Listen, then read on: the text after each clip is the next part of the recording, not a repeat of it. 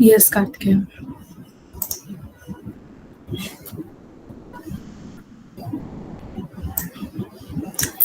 Am I good to go, Karthikeya? Are you able to hear me?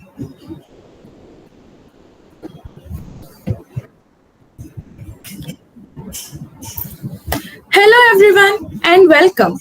I am Lasya Sri moderator and admin support at Informative Garage. Did you know that 70% of small business owners had never their business formally valued? This lack of insight can lead to missed opportunities and financial pitfalls. In this webinar, we will involve into the methodologies that can provide a clear picture of your business worth. It's not every day that we get to learn from someone who is... Am I good to go? Hello. Yes, Lasya, you're audible. You can continue. Thank you for confirming. Yeah.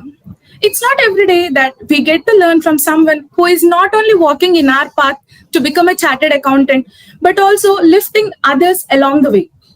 Today, we are very honored to have Vaidehi Dusad, CA finalist, valuation enthusiast, and someone who is redefining what it means to be a financial professional in today's world.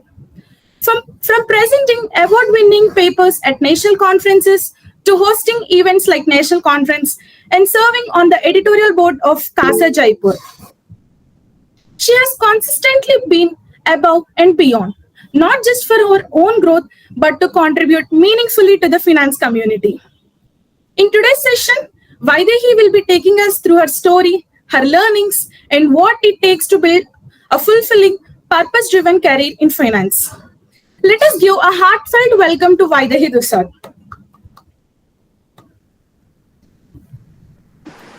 Before we dive into the session, let me give you a few glimpses of what you can expect from today's webinar. We are going to explore the world of valuation, not just from the textbook perspective, but with interactive examples and practical insights. You will learn how companies are valued, the methods involved, and how professionals approach valuation in real world, whether being a startup or listed companies or during merger and acquisition scenarios. Our speaker, Vaidehi Dusad, will be breaking down these concepts in a way that is clear, relevant, and easy to connect with all of us. Don't forget, there will be giving a live Q&A session, so keep your questions ready. And yes, as we have promised in every webinar, we have a special surprise lined up to you at the end. So get ready to dive into the world of valuation. 1 minute. Before getting into the world, let me give you a few quick notes. Please ensure that your microphones are muted to avoid any kind of background disturbances during the webinar. Feel free to submit your questions through the chat box so we can answer them through our Q&A session. The session is going to be recorded and the recording will be shared through our YouTube channel, Informative Garage. Let's make this webinar an interactive and informative session. Welcome, Vaidehi. Hello, everyone. Am I audible? Yes, Vaidehi. Thank you so much, Lasya Sri, for such a heartwarming intro. Thank you.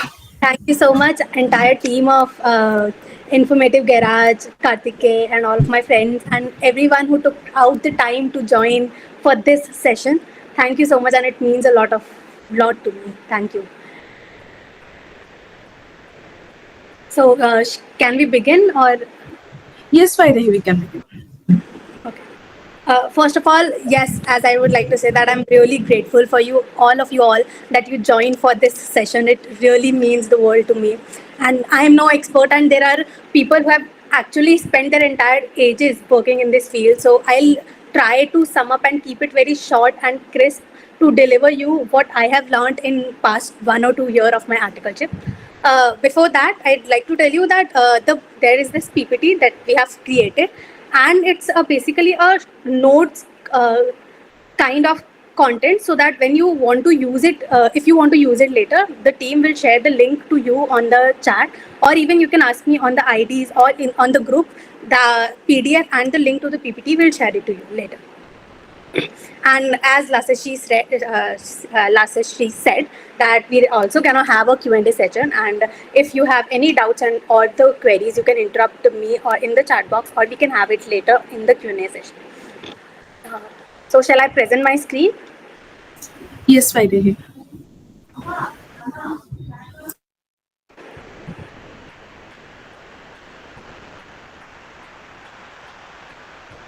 Okay, is it visible? No, did you actually share your PPT? We could see your Google Meet screen. Now, the screen? Yes, it's good. Okay. So yes, thank you everyone for joining. Today we learned some of the basic concepts about the valuation, the basic methods, the purposes, and why the valuation is done, how it is done, and not to keep it too technical, to brief it all the entire concepts in a very crisp and in a very general way, so that it does not get very hard and very difficult for you to understand. Meanwhile, for me, so that I can easily explain you the entire thing. Starting with how many, I want to ask that, have you read about the recent deal where Prada, the luxurious Italian fashion house brand, has acquired Versace for $1.36 billion? Or talking about the international businesses, Zepto, which is making a loss of around 1,500 crores per year, even with a warning of 150%, is a unicorn startup valued at $5 billion. Not only that, I know many of you might have seen Shark Tank, where this was one deal snitch which bagged all investors, five-star, all the five investors with 1.5 crore of funding, which was valued at another 100 crores. So when we hear these numbers like $2.6 billion for Versace, or $5 billion for Zepto, or even 100 crores for a small startup brand, the question is that what do these numbers actually mean to us? That what is the value, and how are we deciding that this is the value of this startup, or this company is worth this much amount? So we usually talk about this in our daily life also, that if I'm going to a particular shop, I'm seeing a dress, it's for maybe around 3,000. I'm like, the dress is worth 3,000, but I don't think it's worth spending 3,000 rupees on this particular dress. Or the coffee at Starbucks is very expensive, but it's totally worth it. So we usually hear the term valuations, and we are already related to valuations in our everyday life. So that is putting us value on the things based on what we think that this particular business or this particular thing is worth for us. The world is actually running after the valuations, and this is the interesting part, that it is not only a price tag that we give to one person. As the king of investing, Warren Buffett, has said himself, that price is what you pay, but value is what you get out of it. It means that two person can pay the same price for something, but it can value differently to both of them. For example, they're paying price for something, but one might think that it's totally worth buying it at that particular price, but another might regret that it is too expensive or less expensive for that person. And that is how the company's valuations or the valuation in real life also work. Valuation is like only an estimate of how the company is worth, and not only based on how much money that company is making now, but also on the basis of how much the company is worth or has the potential to make or earn the money in the future, based on maybe its future potential, its brand image, the consumer loyalty, and a lot of tons of factors. So when we hear something like Zepto, which is at $5 billion valuation, even while earning the loss of 1,500 crores, it doesn't mean that this company is worth $5 billion, is earning $5 billion today. It means that the investors in the company think that this company might give us a return of this amount in the future, or this company has the potential to deliver that kind of value to the customer it's serving. Talking about this, our entire webinar also will be around these three questions only, that what is valuations and or what is value, how do we actually get that value, and why there is a need to perform the valuations. uh, on your screen, I believe you are seeing there are three houses or three conditions that I'm showing. All of these three houses are same. They are of the exact same size, exact same location, built on under the exact same conditions.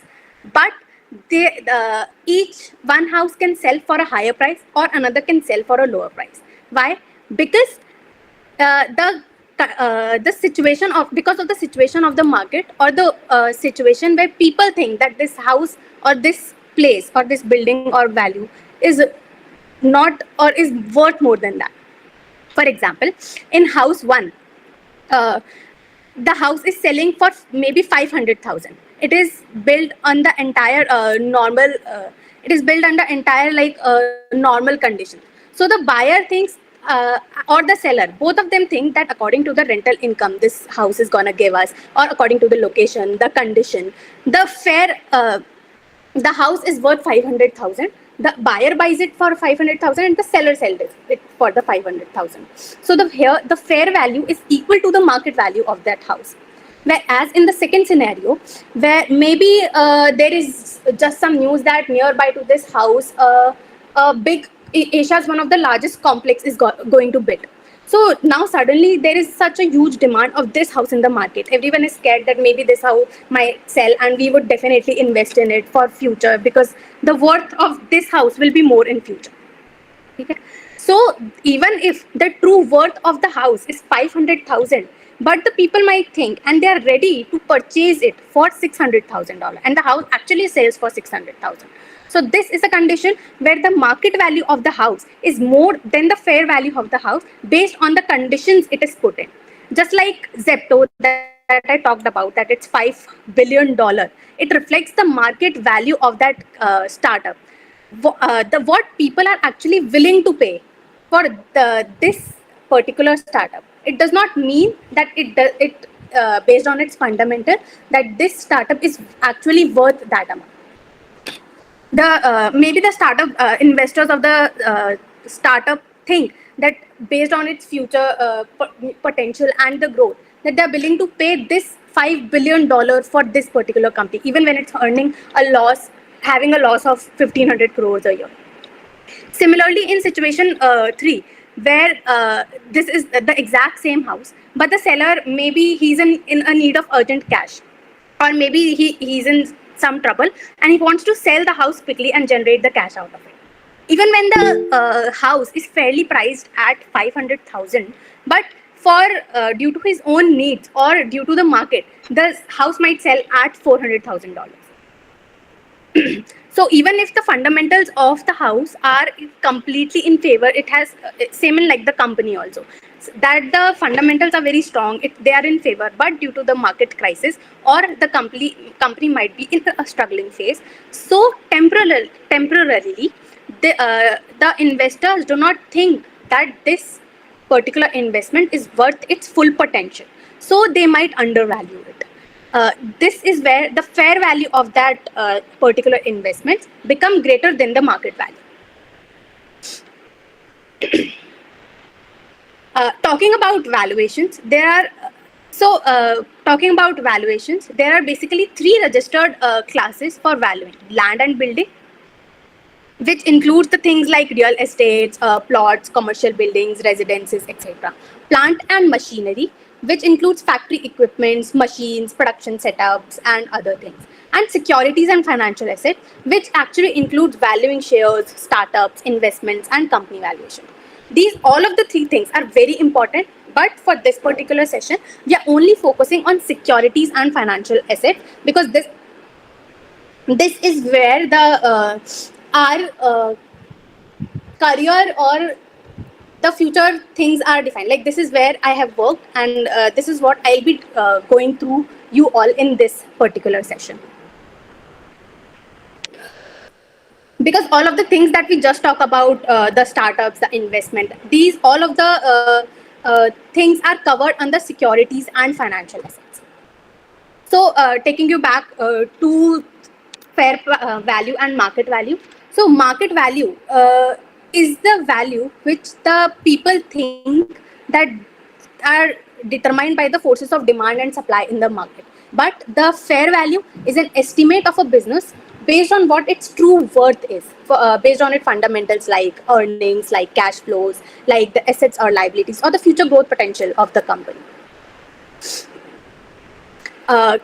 Talking about the value, when we talk about valuation, so it is the entire process of determining what the company is actually worth, or what a company or an asset or an investment is actually the true worth of that particular investment or that asset.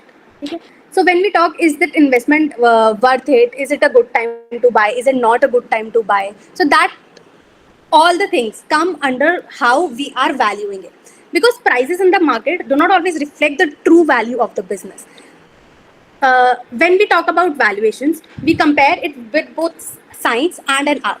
Why a science? Because when we say that 2 plus 2 is 4, 2 plus 2 is always going to be 4 no matter how you do it. It is objective, it is a fact, and it cannot change with the opinion of any people.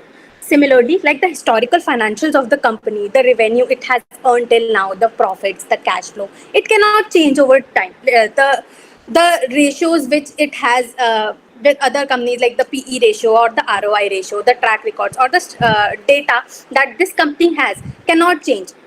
So we work on those historical financials, on those ratios. But when the art part comes in, when there is subjectiveness, when there is a judgment, and when it varies from person to person. Like 2 plus 2 is equal to 4, we know it. But 2 into 2 is also equal to 4.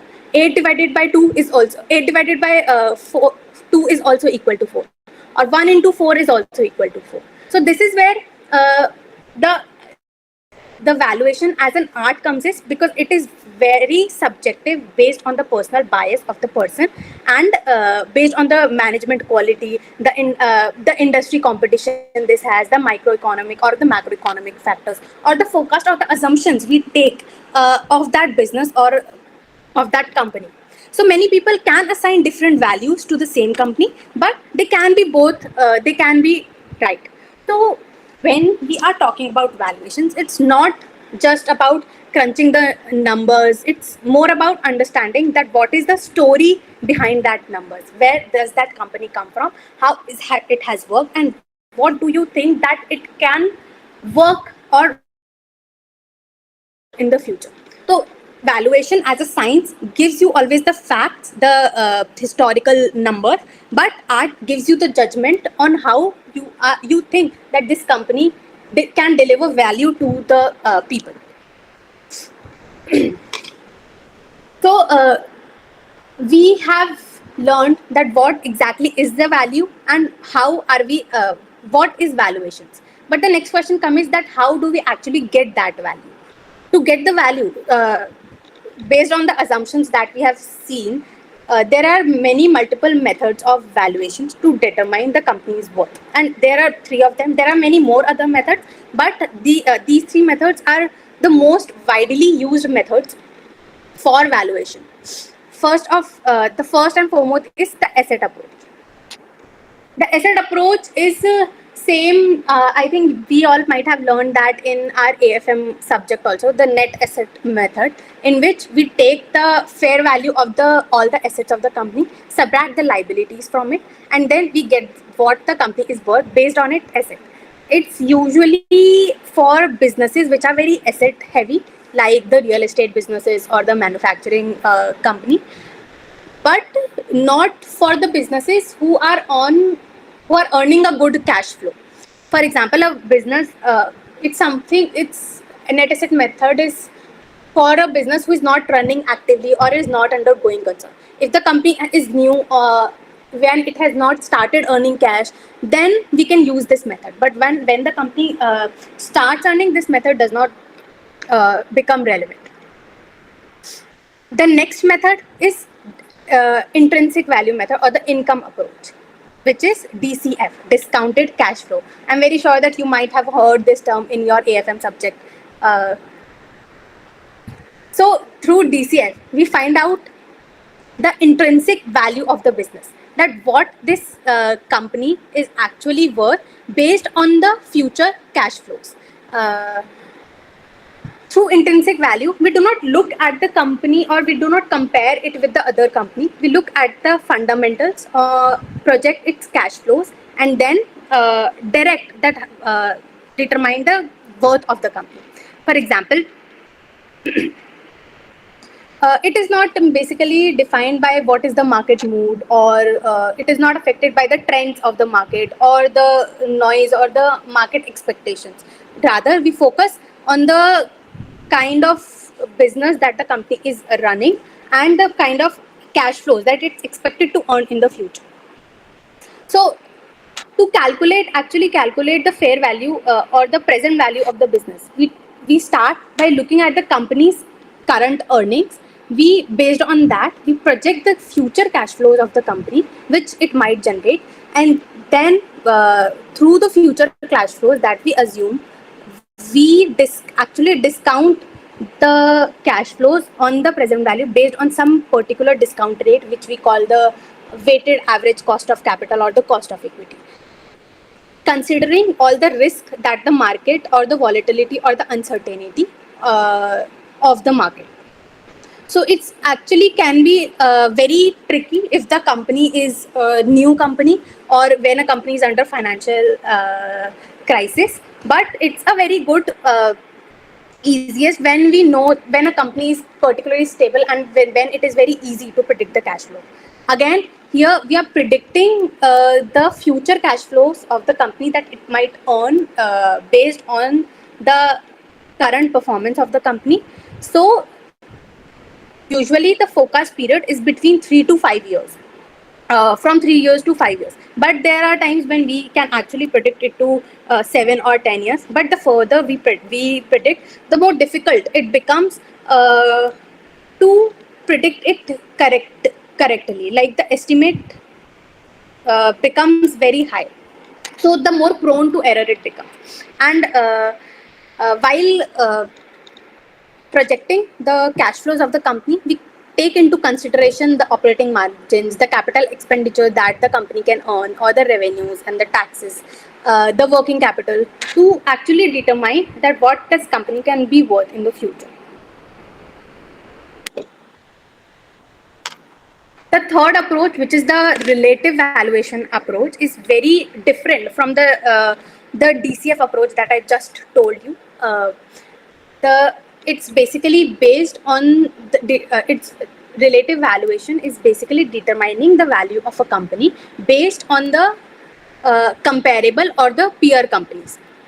For example, we take the companies which are in the similar business of that particular company, and then find out the multiples, and then determine the value of that company. For example, there are basically two methods for doing the relative valuation: the trading comparable and the transaction comparable.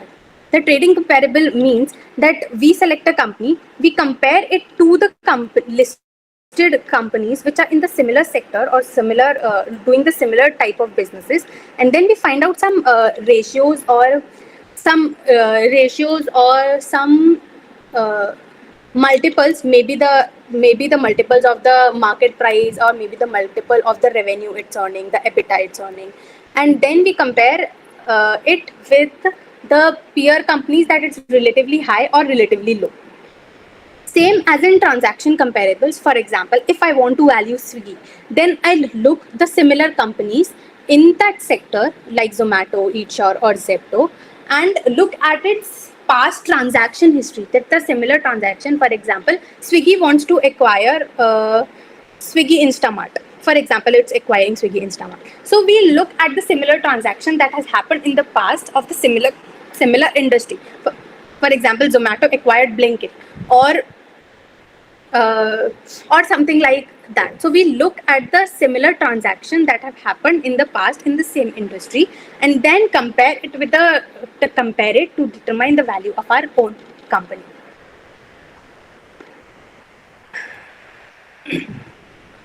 when we talk about relative valuations, the relative valuation does not actually give us the exact value that this company is worth this amount, but it gives us an estimate that this particular company that we are valuing is relatively valued higher or relatively valued lower as compared to the other companies.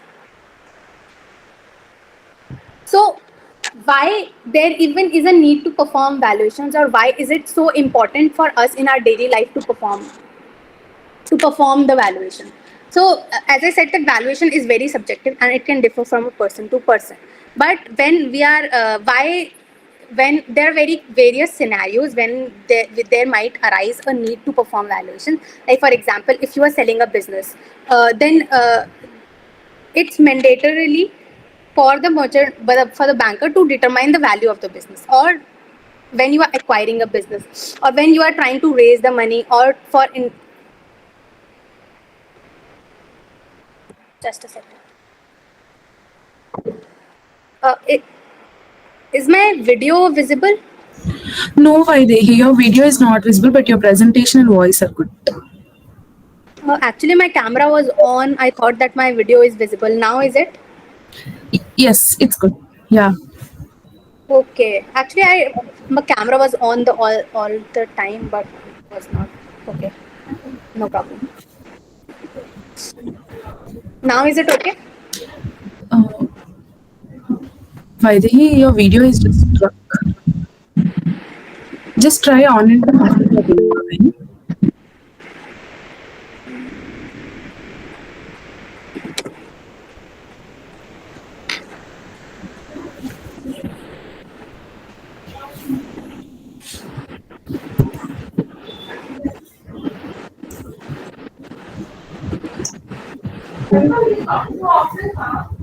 Is it visible now? My video and the screen? No, Vaidehi, your video is not. Whether your video is visible. Okay. So shall I continue? Yes, Vaidehi. I think we are good to continue. Okay.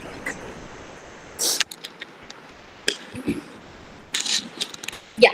So I was saying that why do we have to perform valuation? So there are various scenarios where there is a need to perform the valuation. For example, in our financial reporting purpose, like we have studied in our FR subject that there is this impairment testing or the ESOP valuation. So whenever there is these type of scenarios, there is a need to value it by a valuer.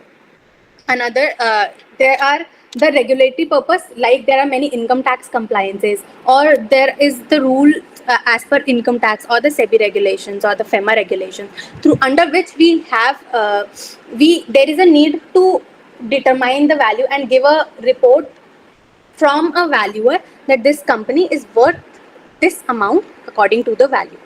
As per the Income Tax Act, there is this 11 UA rule, or the section 56 to 10, the gift purpose rule. And in the SEBI, when we are actually buying the shares, or when the company is delisting from the stock market, then also there is a need to value the company.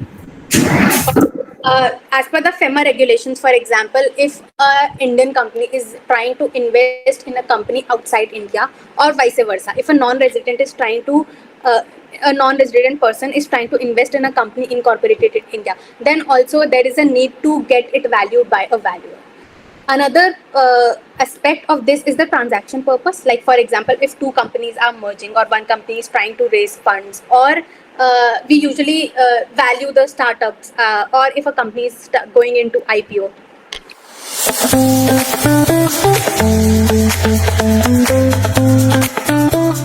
Into finance or enter into any finance domain. So I think the valuation is a very good entry point where you can get into the investment banking and M&A domain, be it the equity research or the private equity, or the in the venture capital firm, or in a startup. In a startup and fundraising, become a registered valuer. So there are many, all of these domains open for you if you know the basics or the technicals about the valuations.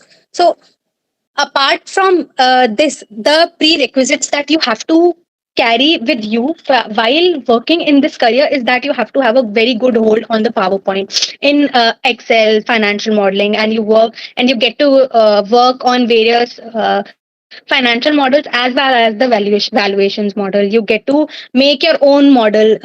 Apart from this, it also involve not only like the technical work, it also involves critically thinking and analyzing and projecting, assuming, creating your own judgments about the things, about doing. It involves lot of research works and a lot of working hours as well.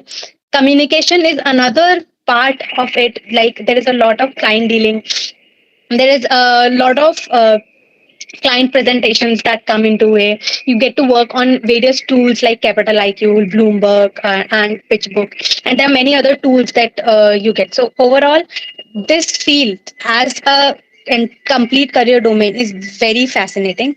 So if you are a beginner and if you really want to start learning what actually is valuations, so here are some of the suggestions or the recommendations that I have put, some of the YouTube channels and some of the courses that you can do. Professor Ashwath Damodaran, he is literally the god of valuations. From like whatever the valuations we do and is performed now, it is all because of him. He is considered as the god of valuations. Parth Verma's channel, the Valuation School. If you wanna start from very basics and know small things, that his channel and his video is very good. Uh, Kartiki, can you move to slide 28?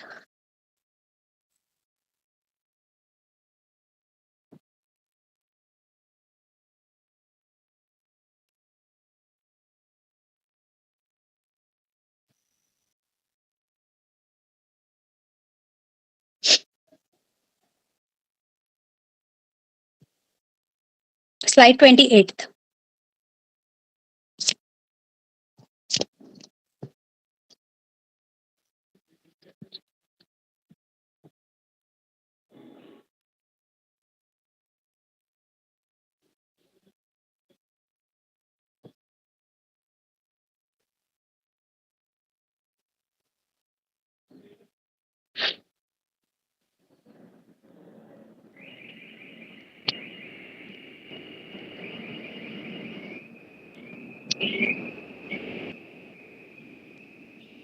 Yeah.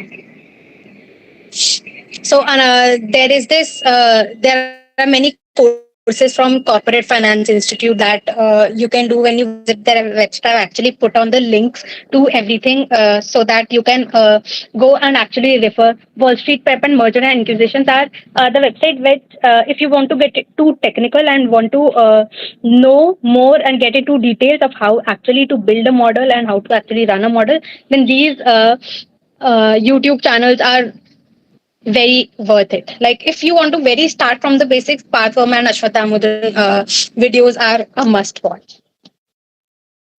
Uh, so when you are actually trying to start, I some of the things that I might have done as mistakes are my learnings from my journey is that when you grow in this domain, you start by focusing so much on numbers, but when you actually grow and learn and practice it every day, your shift comes. There is this shift from focusing on numbers to focusing on stories. That story is actually the business is trying to tell. So our mentors who have actually performed and done valuation for a year now focus on what actually the business model is, what the company does, and what uh, are the management, and they basically try to understand more about the company rather than going on the numbers.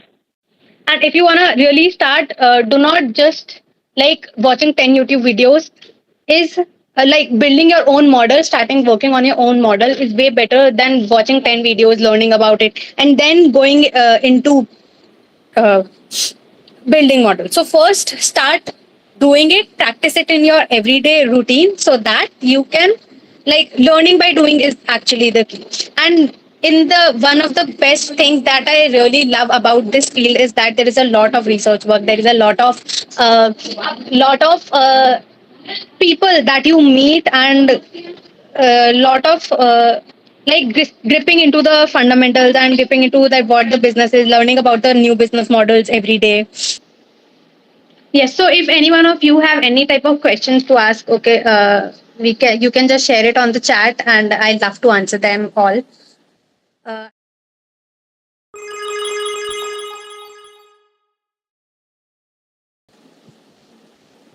Uh, Naga, I am actually not from Big Four. I have worked for about 1 year in Gurgaon in the investment banking domain, and now currently I'm my 1 year experience is in the valuations domain. So yes, I'm not from a Big Four, but I've worked in the startup companies and everything. So yes, share my article experience. Okay, yes, there is one myth also I'd like to break, that we think that these fields are only for rankers, and we think that a lot of connection is required. So I am someone who had like 3 or 4 attempts in my inter, but I always wanted that I don't uh, I want to explore myself and the field, and I want to work in finance. So even after being having so many attempts, that people say that you don't get into the finance, investment banking, or valuations if you have attempt. So yes, I had so many attempts, but I still got the opportunity to work with the startups, to work in this field, and my experience was very good.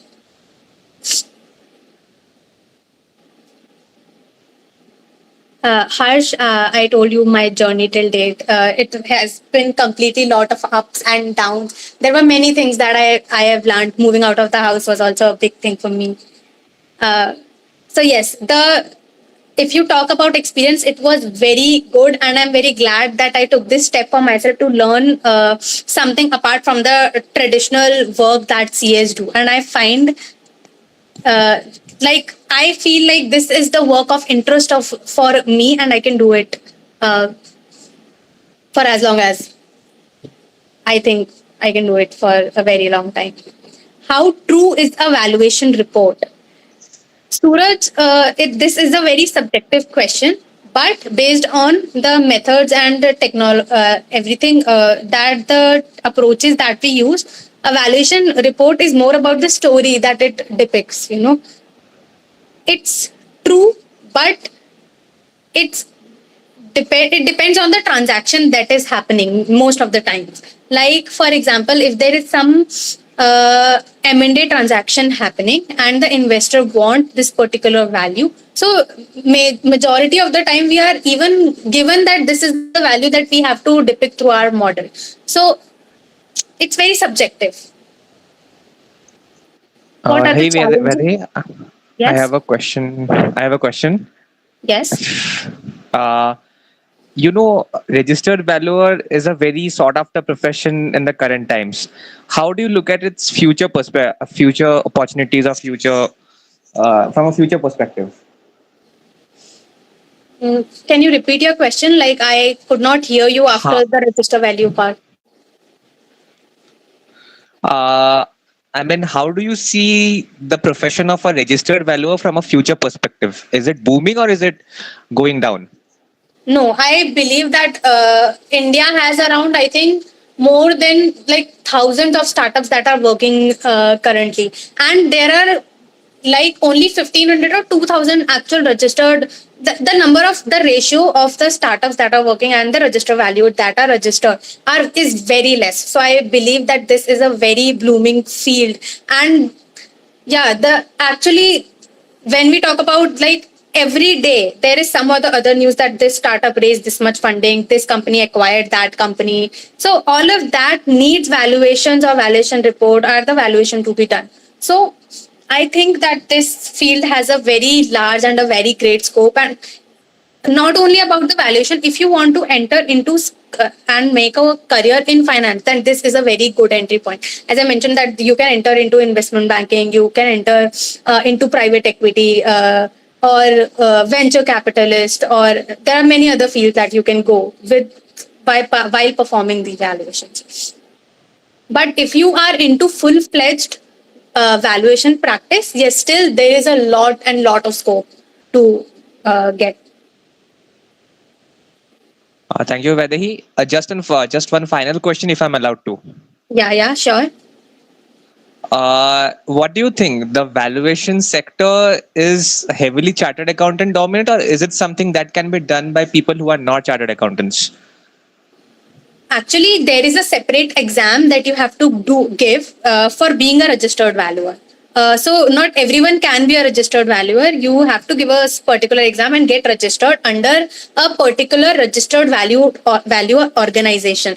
Like there are 4 or 5 of the ICI is also one of the registered valuer organization which conducts the exam, and then after conducting and passing that exam, you can become the registered valuer. So there are many eligibility criterias actually to pass the criteria of being a valuer. So not everyone can be a valuer, but as a CA, if you are we as a CA, we are already so much into finance and fundamentals of the company, so it becomes very easy for us as a CA to enter in these domains. When I was talking about the purposes of the report, so the regulatory purpose, like the income tax or the Companies Act, there it is mandatory that under the income tax, the valuation report will be given by a CA only. So if I'm performing any kind of valuation under the Income Tax Act, like 11 UA or Section 56 to 10, etc., then the report has to be given by a CA only. So there is a lot of scope which revolves around this. Yes. I hope I Thank am you, able to Vaidehi. answer your query, Somyadip. Yeah, it was fairly addressed. Thank you. Okay.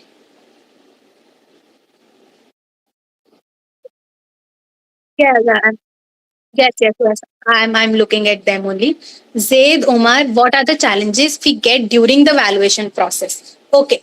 First of all, projecting, studying about the company, that what the company is doing, and projecting that the future cash flows that it might generate. So it's very like needs a lot of reading and fundamental things, and many a times there is time shortage or the uh, client dealings, it's for a very short amount of time, so the working hours are very large, and getting into the technicals and understanding, like forming a base around it, so it actually takes you very time when you build 5 to 10 or 15 models with from your own hand, then you actually start getting a gist of what it means.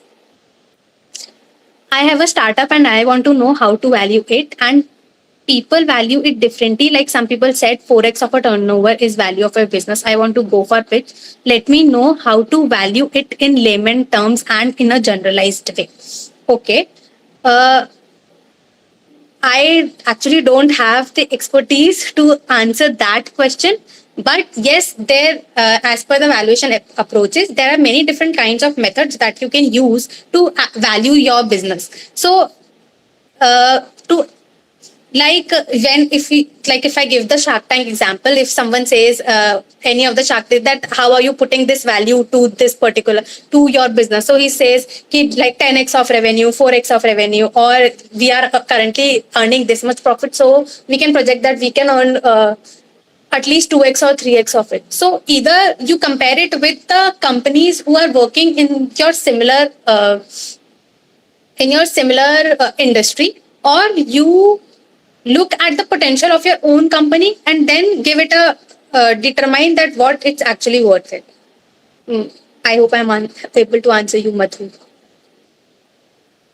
Beneath, are all valuation report biased? No, not all the valuation reports are biased. It's actually very subjective to say that valuation reports are biased.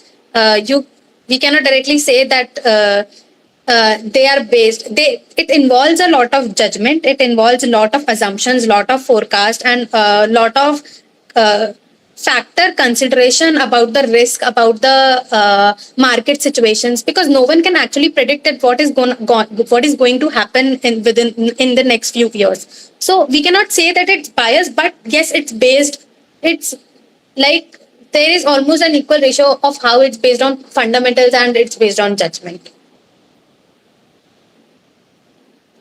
I want to know how my future cash flows exactly, and also I don't have much assets and liabilities since my startup is a service based company. Yes, I think connecting with someone. I Madhu, I'm really sorry, but I don't know the answer to this question. I'll maybe look into it and we'll get back to you. Yeah, yes, Madhu, surely I'll look into your query and I'll get back to you. You can message me. In the PPT itself, I've mentioned the links to my LinkedIn ID and even my Gmail ID also. We can definitely connect there. In final AFM sums, it would be good to find fair value of shares, but in real life, do such variations were real and to investor perform analysis for. Yes, there is always, matlab, again badari in real life also, if you are doing something, some investment, is always good to analyze the company through ratios. Like there is this fundamental analysis of the company where you actually look into the financials of the company, read about its business, and then you decide that if that stock is worth investing or it's not worth investing. So yes, the things that we do in AFM, it's the formula thing that we actually study. But yes, in real life also, we do perform the fundamental analysis of the stock before determining that if this particular stock is worth investing money or not. Robin, right now I'm doing CFA. How much I should rely on valuation and pricing model according to you? Uh, can ChatGPT give us accurate information of company valuation? Uh,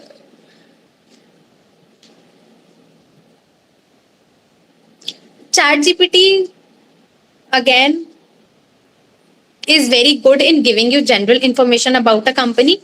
But if you will ask it to value a company, then I don't think that it might be 100% accurate in valuing that. You can always use it as your helping hand to understand the terms, to understand, like I also use it every day in the office to know that what these terms mean, or how do I, what is the next step that I should do.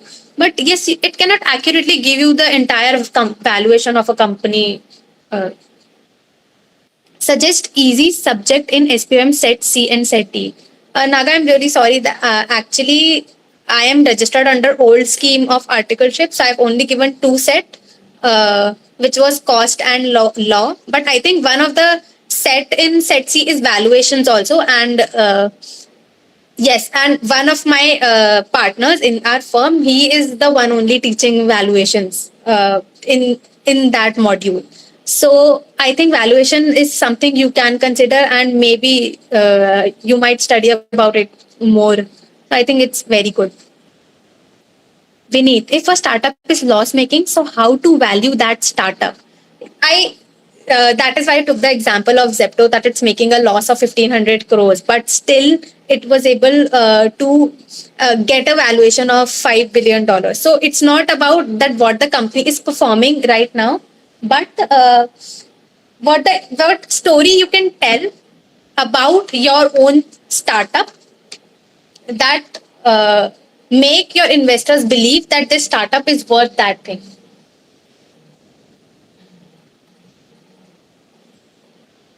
What method we use? There are two or three types of method. Like basically for valuing startup, we use DCF method, discounted cash flow method. Or if the company is a private company and we want to compare it with the comparables, like listed companies working in the same sector, then we use the company comparable company method. So there are different methods that we use, but this is also the judgment, depends on the judgment of the valuer, that what method he wants to use for determining the value of that business. It completely depends on the judgment of the valuer, the person who is valuing it. That is why, yes, the company might be loss making, but it does not mean that it cannot turn profitable in future, or it does not mean that it does not have a potential in future. For example, Zomato was a loss making company for a very long time, for since its start, but now it has become profitable and it's earning a great revenue. So it does not mean that if a company is loss making, you cannot perform the DCF. DCF is done when you can actually project that what are the cash flows the business can generate in the future based on the current revenue or the current earnings of the company. So it does not mean that if the company is loss making, you cannot do DCF. You can do DCF at that point of time also. Any other questions by anyone? Okay, yes, Somyadip. Hi, Vaidehi. It was nice being in this webinar with you. I have a Yes. question. I also work in the valuation and due diligence field.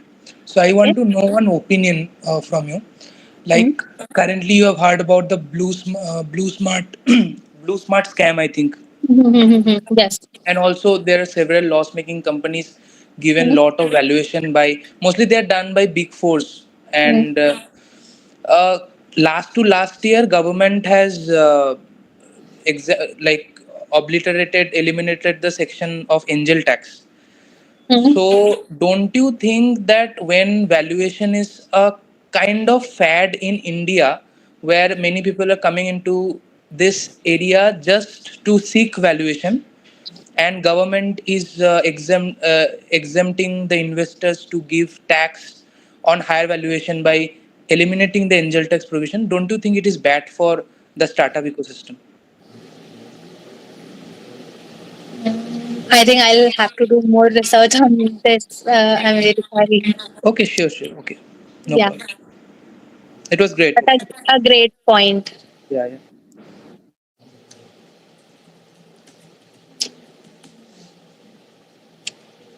How to value startup at the ideation stage. At the ideation stage, you can value the company using, yes, the maybe the DCF only, or uh, using the net asset method. But I think the company at the ideation stage is valued you maybe by a banker or the model that they build. On the basis of number of user, what valuation will be based on network? Yes, Somadeep, do you have any query? Thanks, Vineet. Thank you, Robin.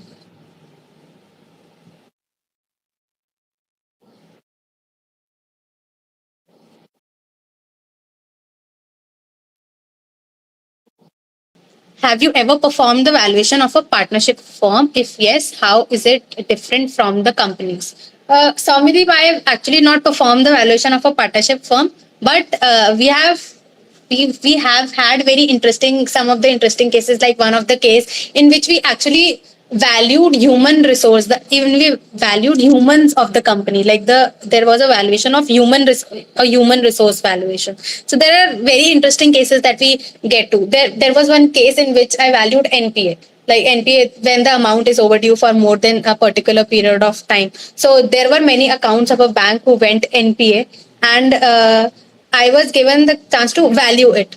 Ki this amount is recoverable, and to check this amount is recoverable from that company, and value that this NPA is given this amount of worth. So yes, I have not worked in the valuation of a partnership firm, but yes, there are many different cases that we come across every day. In CA final, we have an AFM subject that does, yes, definitely. Uh, some of the chapters like security valuations, like business valuation is a chapter. In that chapter, when you'll read, the entire concept of this only is applied, the Black Scholes model of valuing ESOP, the DCF model, the net asset method. These are the things that you are actually going to read in AFM. So yes, they are very related. When the things that we actually perform, you'll study that in AFM as well, and that is why people do CFA and other finance fields to break into these finance domains. Any other query that anyone would have? Which one? Yes, Yogesh. Actually, I saw the question and uh, I answered him also that maybe that is done by maybe the bankers or the investment banker, or if the company is trying to raise funds, or through the DSAFE also, like comparing it with the companies of the similar sector that are working in the same industry. So comparing it with that, that how they have grown in the past years, starting from their own, scratch, and how we can compare it with our own startup, which has just started. So yes, Robin, I can't understand your question. Can you send it again? Vineet, yes, you are completely right. You can also refer Ashwath Damodaran videos. He has actually put it out in the form of playlist where he's explaining each and every concept. He is literally referred to as the god of valuations. How much should we expect investment banking as a valuation role? Are you asking in terms of the package or what? In terms of package, that completely depends on your particular skills and but if you are going for a evaluation role in an investment banking firm, it can typically start from 13-14 lakhs, I think, and it can go any number. uh, but yes, the pay maybe at initial stages you have to work very long amount of hours, but the pay is definitely very good. In strong form of efficient market, strong form of efficient market. Robin, I'm really sorry, I can't understand your question. Yes, yes. Is there any other question? I would love to answer that. Or if I missed any of the question, and also if you want to know anything more about or ask me anything more about this, you can definitely ping me on LinkedIn or on Instagram or on WhatsApp. I'll be very happy to help you all.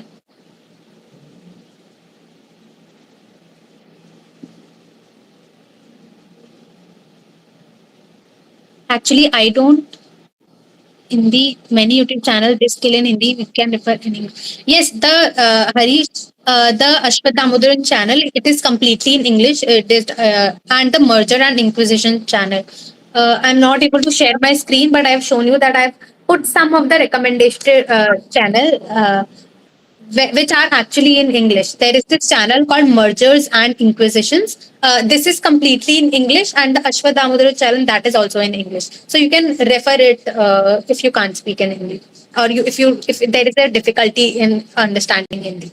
But Partharma sir channel is a mix of both Hindi and English.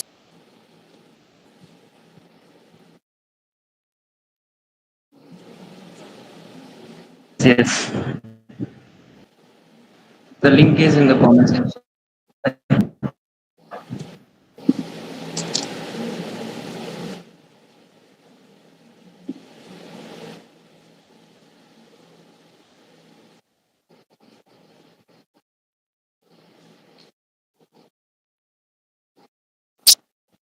Somebody is saying questions are tricky.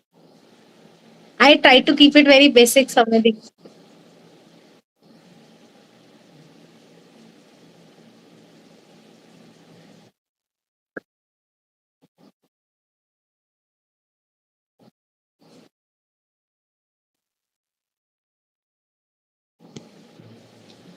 Yes, everybody.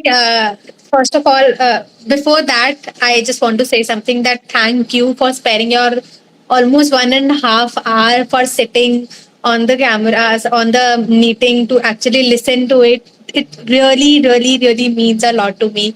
And you have, if you do you have any kind of feedback, be it positive, be it negative, please, I would love to hear it, and I will definitely take that into consideration. So please, do give your reviews. Vaidhi, am I allowed to speak now? Yeah, sure. Uh, First of all, the webinar was fantastic. I think you covered all the points and the basics really well. And obviously, who doesn't know about your PPT skills? That was really attractive. And thank you for sharing the links of the relevant YouTube channels. That will be really helpful for us. Thank you so much. Thank you, Somyadip. Thank you. Actually, these were also some of the channels through which I learned everything. Because you cannot ask for even the smallest things. You cannot go to your partners and mentors to know, I want to know this, I want to know this. So actually, these were all the things and the courses and the books that I have also actually read. So that is why I thought of sharing it with you all, so that if you want to get and know a gist of the valuation and how it is done, so I hope that it will be really helpful for everyone. It's fast. Need to revise the topic. Yes, Robin, because I mentioned in the start also that it's valuation as a subject is in itself very technical. So, if I would cover it in very detail, so it would be, I think, a long 5 or 6 hour session. So I will not be able to cover everything. So I try to keep it very crisp and very general, so that you can get a very basic idea of what we are having on the plate on this domain. Anyone else would love to give the review? Yes. How to learn valuation of a company completely, of a business completely. To learn it from the scratch, I have mentioned in the PPT some of the YouTube channels and some of the courses that you can go through. To learn it from the very basic, like they have actually explained the entire concept, starting from value, enterprise value, equity value, like keeping the differences between the both of them. They have actually explained it from the very scratch. So if you really want to learn it, you can learn it from there. You can. It's very good to start learning from this. Yes, as one Vineet mentioned that you can learn financial modeling through Parth Verma. It was one of the channel that I recommended. Thank you, Manpreet. Thank you, Harish.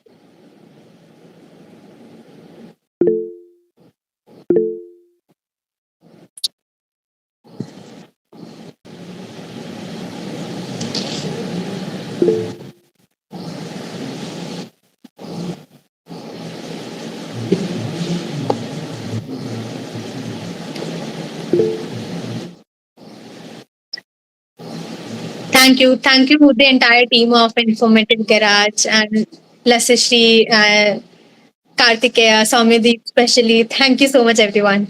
And each one of Thank you you. who joined today. Thank you so much. Thank you. Thank you for sharing your knowledge. Thank you.